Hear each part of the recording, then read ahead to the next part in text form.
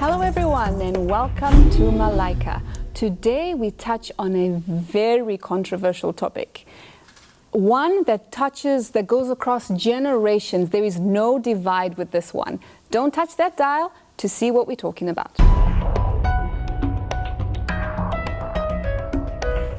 Pornography. Is it harmless? Is it harmful? In fact, how harmful can it actually be? With me in studio today, I have Mama Audrey. Welcome, Hi, my darling. How are you? Good, thanks. How are you today, Mama? Very well, and very hot subject today. I know. We're happy to have Dr. Stishuk with us. Exactly. Help us. And yes, exactly. Welcome to our special guest, Dr. Damian Stesuk. Welcome. Thank you for the invite. Our pleasure. Thank you for being with us. We also have Tatiana and Auntie Zods in Zimbabwe. Welcome, Auntie Zods.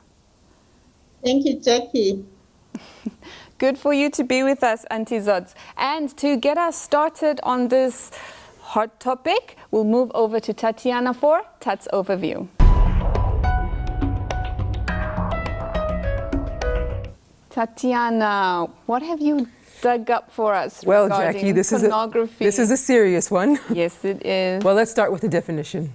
So, pornography is sexually explicit videos, photographs, writings, or the like, whose purpose is to elicit sexual arousal. So let's look at some information about internet pornography. So the industry generates $2.5 billion in annual revenue.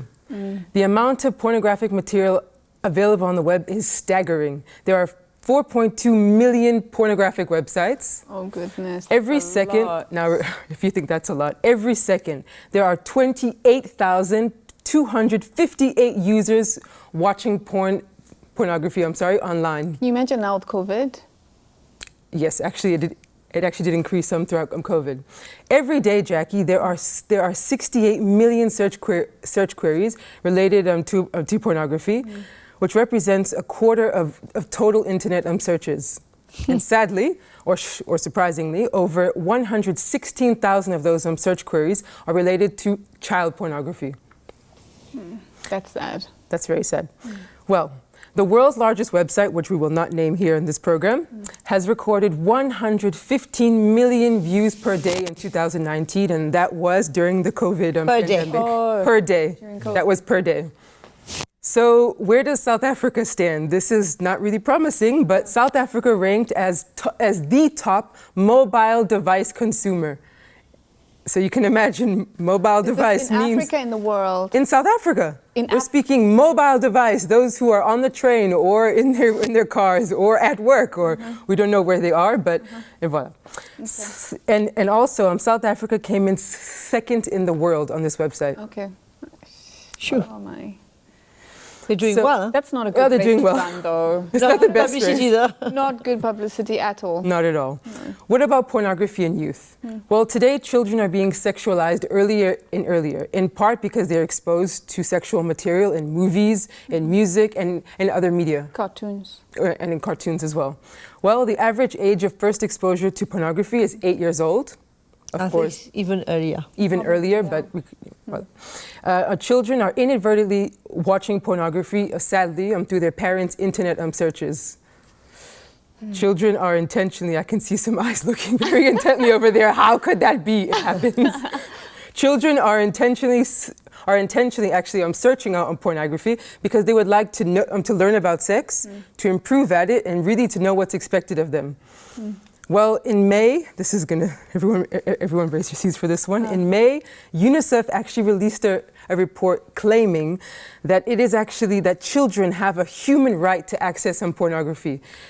And they base this on the fact that there actually is no conclusive evidence that children exposed to pornography are affected or harmed. Well, we trust that Dr. Staceyuk is with us today, has something to add. Lastly, where do Christians stand? Well, in research studies primarily by the Barna Group and Covenant Eyes, reveal that most pastors, which is 57% of those surveyed, and 64% of youth pastors admitted to having struggled with porn either currently or in the past. And now for That's in the church. That's pastors. That's pastors in the church. Yeah. And now for Christians. For practicing male Christians, 41% of males and 13% of females, aged between 13 and 24, are actively seeking porn at least once or twice a month. Jackie, over to you. Good luck. Dump it.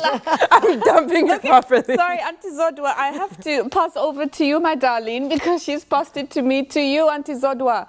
On the ground in Southern Africa, could you please tell us how it is? Hopefully not as grave as this. No, I'm just laughing because Tatiana just threw the hot potato. Hey? No, I'm passing it to you, Auntie Zod. Passing the ball. No, Jackie. Yes. No, in Southern Africa, unfortunately, we are not. It's not like we are not affected by this. In fact, this industry, I'll be honest, it was devised and created by the devil himself because it has caused so much damage in many families and in many children. And no one is exempt. I know Christians who struggled with this, whether they were young or today, who are struggling with it. And it goes through the ages. It's young people, teenagers, it's adults. And sometimes we tend to think that it's a male problem, but not necessarily. There are women who are actually struggling with pornography as well. And what concerns me is that even in Africa with this lockdown, a lot of the schools have had to go online. And we've seen that because of kids having to be forced to go online, even Christian children have found themselves being exposed with the pop-ups. Then an innocent child decides to venture in and see what is this all about, and they end up in a world they never would have imagined. So at the moment, it's very difficult to even control it as parents because most of the times parents are at work, children are working at home online. So we really need the wisdom of the Lord and the mind of the Lord, how to deal with this exposure to internet at such an early age. And I do agree with Tatiana's statistics that as young as 8 or even younger, children are exposed to this. And we really need the wisdom of the Lord. So I'll throw the potato back to Mama Audrey to see how as Christians we can overcome. You have it on your lap. Thank you, Auntie Zod. You have it in your lap. The first question I have for you, though, is it a sin for someone to watch pornography? Of course, it is a sin. It is sexual immorality. This is what it leads to. But then she mentioned writing as pornography. So would reading something with sexual content? Whatever you read, you look at pictures, you look at films, it's stirring something, it's getting something started, it's the kind of result you're looking for, obviously. And Apostle Paul in the book of Philippians 4, verse 8, he says, "Finally, brethren, whatever is true, whatever is honorable, whatever is just, whatever is pure, whatever is lovely, whatever is commendable, is of any excellence, if there's anything worthy of praise, if there's anything worthy of praise, think about these things." I mean, for us Christians, we're not talking of the world here, we're talking of a church, of Christians. Obviously, pornography is not for us. And when we hear the statistics about pastors, about youth pastors, shocking. And I'm thinking the poor young people under the hand of these youth pastors who are handling pornography, obviously these young people are not safe in the hands of those kinds of pastors. And no worry, we hear a lot of things going on in the church behind the scenes, because when you look at this, you can understand. Thank you for that. You've silenced me with that verse.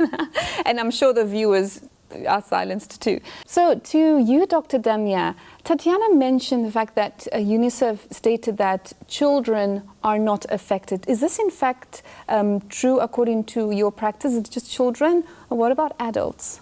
Well, that's actually a very good question, because for now, we have a huge book which listed all the diseases, and what we call the cyber sex addiction is not yet in that book. So we can't qualify cyber sex addiction as a disease. But when we did studies about people taking drugs or being addicted to games, video games, or gambling on the internet, we did like what we called an EEG, which is actually we measure the response of your brain to a certain stimulus, and what we call a brain MRI. And we see that actually when you are stimulated by something that gives you a reaction that is above normal, like with heroin, with alcohol, or any drug, your brain will react. The reward circuit will react in a huge way. And actually they did the same study with cybersex, and actually the reaction is quite similar. And it will trigger that reward circuit to be so much stimulated that you can declare and develop addiction to cybersex. So to say that it is totally harmless. Yeah, this is the point. This is the point. Not a disease, okay, but harmless? It's impossible because it has actually an effect on your brain. So if it has an effect on your brain, it's not harmless. It's harmful. It is at least harmful, and it can actually lead to some very bad stuff like paraphilia. When we hear that so many queries on the internet is about child sexuality, that's horrifying. So, what we need to understand is that people that are addicted to cybersex, they have their product or their drug actually free of access anywhere, anyhow, on their mobile phone. When you're addicted to alcohol or heroin, you need to get out of your place, get your money, buy the stuff, and be actually anxious to be caught by the police or by someone. With pornography, you don't. I totally agree with Dr. Damien, because I remember a story when we were traveling some time ago. We met a mother whose child, as children, they were, they play small doctors. All the kids know that. And that child had happened to see the private parts of a little girl. And that child was troubled for months. He couldn't sleep at night. A little child knows Jesus, huh? He couldn't sleep at night. He was so troubled. These pictures would come back to his mind. So he couldn't concentrate in his schoolwork. And he was so worried by it, that, and under such conviction that he had not pleased the Lord and that he had done what was wrong, that until he repented and made things clear before the Lord, that child was relieved of a huge burden. How old was the child? 7 years old. Oh my goodness. 7 years old. And that's actually one of the problems with cybersex addiction, is actually people feel guilty, and they feel like, because they are labeled like as perverts, and so they don't seek help because they feel that guilt. Shame, condemnation. Exactly. Secrecy. Exactly. So, because the problem with addiction and everything that will actually impact your social life, your life, actually even your sexual life, it's something that you can go and seek some help. And many of my patients, they don't come to see me just to tell me about it. It's if I raise the question, or if the someone that caught someone or the wife or the husband while watching pornography on the internet, that they will raise the question. But sometimes, and as it is so easy of access and it's free, it's legal, it's very hard to get rid of it. That's what I always say to my patient. I'm not a policeman, I'm not a lawyer, I don't judge. My problem is, why do you need that? It's not because people are happy that they turn to a drug, to heroin, to cybersex. It's because people suffer.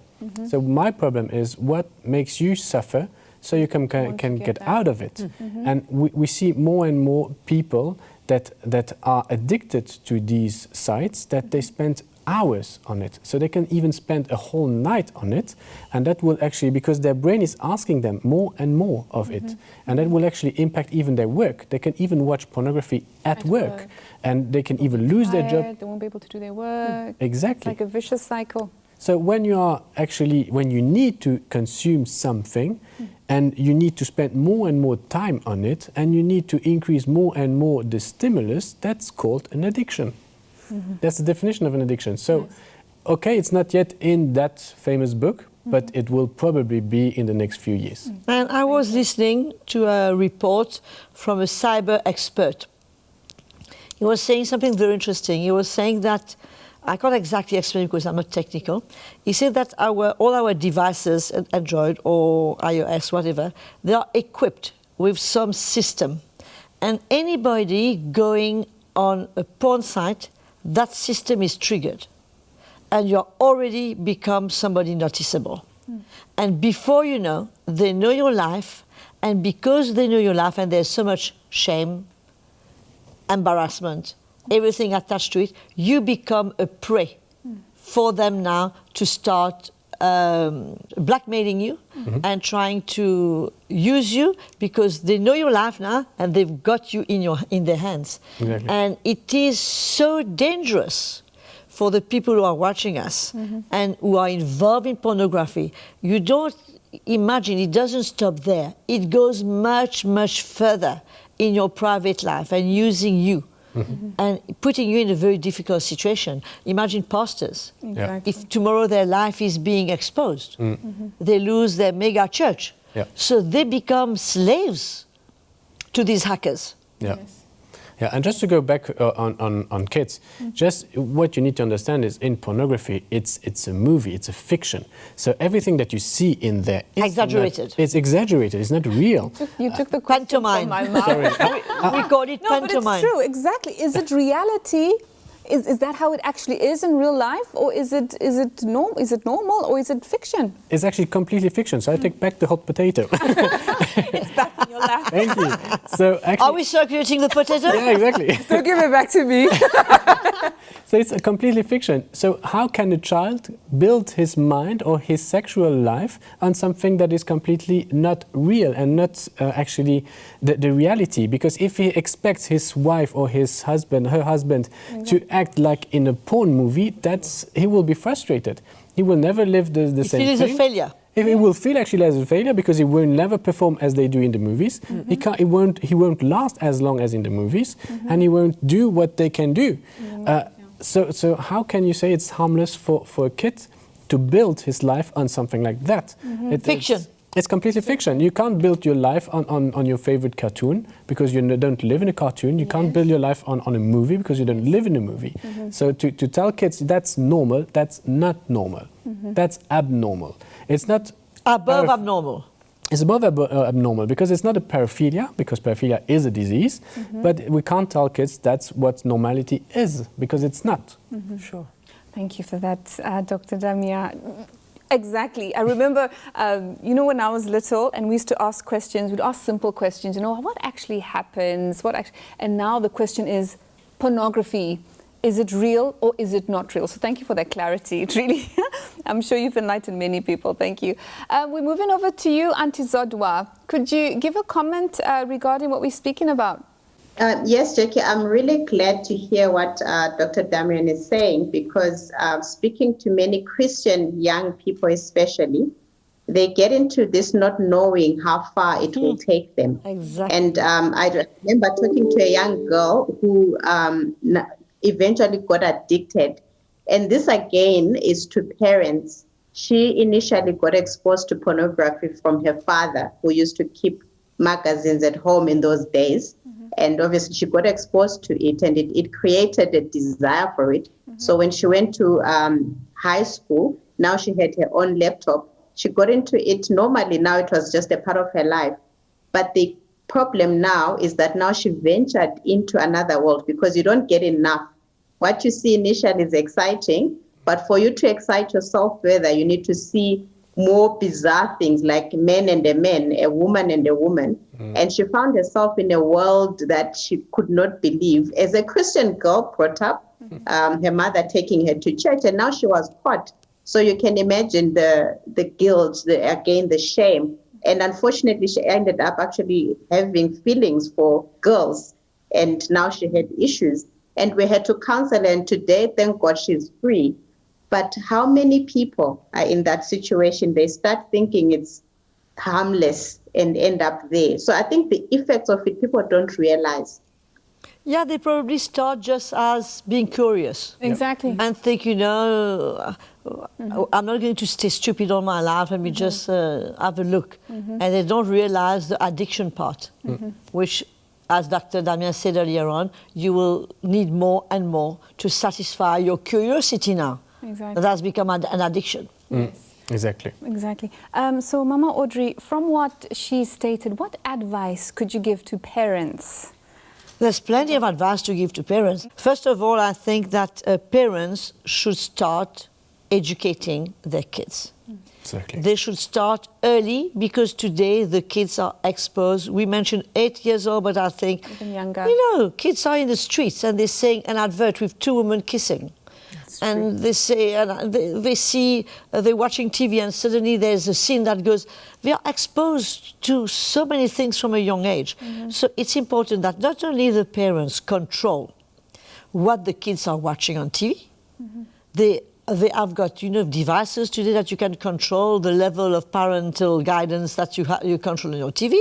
They can control that. They must make sure that their kids are not exposed and they don't have free access to internet and to whatever, and that they can control what they've been through. It's possible. And now they start educating their kids. They must start, you know, it mustn't be a subject, a taboo, where, you know, it's something that's kept underneath, we don't speak about it, it's something that is a bit embarrassing. No, we must start explaining to their children the sexual realities of life, how God sees that as far as parents are concerned, how God sees it when it is outside of that relationship. You can start with, there's plenty of good material to start helping you, small children, and you can start helping them. I was today talking to a young couple who are expecting their second child, and their first child is 4 years old, and they sent me the little video when they announced the news. And when they announced the news, the little boy turned to his mom and said, oh, dad had a seed and mom had a seed and this is what became the baby. So he's 4 years old, it's pure, there's nothing wrong with that. But you've got to start somewhere, otherwise they are going to feel left behind by their other friends who speak about it, like this little girl who went to the Christian, I would put that in brackets, Christian camp, and heard all these things. So at the end of the day, you must not feel, it's a must that you sit down and you talk to your kids, and then you must go further. You must tell them about the predators, what's outside, why they mustn't go on internet, why these people are watching for kids. There is so much that there are 8 million children being lost every year that disappear. These kids should know, and they must be free to speak to you about this subject. But it's so taboo. Yes, it is. That nobody speaks about it, and even the child doesn't feel free to speak about it. So that is urgent, that the parents start monitoring what the kids have access to, and they start sharing and explaining the sexual realities to their children especially I'm talking to Christian parents as well as any other parents, but especially in the context of the Bible and in how God sees it, and that God created the sexual relationship by a parent is something which is holy before God. It's nothing to be ashamed of. It's not something to be embarrassed about. And when you start like this, gradually, as a child grows, you can expand and make it deeper. You can go You know, deeper. Mama Audrey, many parents don't really know where to start, or even if they go to seek for help, it's taboo. So if they go to their church and say, I would like to speak about this, it's, well, what resource, what tool, like what is there? How can parents learn? There are books. There are plenty of books that help you to go, depending on ages. And I mean, they can write to Malaika, we'll help them. Yes, could you quickly comment, Dr. Stestuk, about what she's talking about, comments or advice to parents? Exactly. We always have to adapt our speech to the age of the child.